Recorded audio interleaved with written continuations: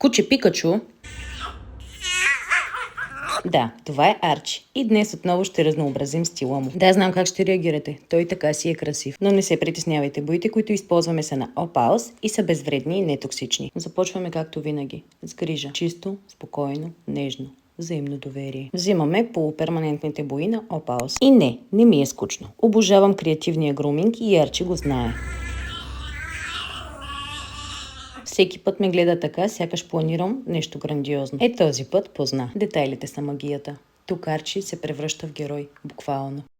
Ето го и Арчи в Пикачу версия. Тази визия е точно неговата. Не е ли най-прекрасният на света? Скоро ще ви разкажа и за ползите от креативния груминг. Следвайте, за да не го пропуснете. А днес само игри, радост и лакомства. Благодаря ти, Арчи. Беше страхотен. Напишете в коментар кой герой да направим следващият път.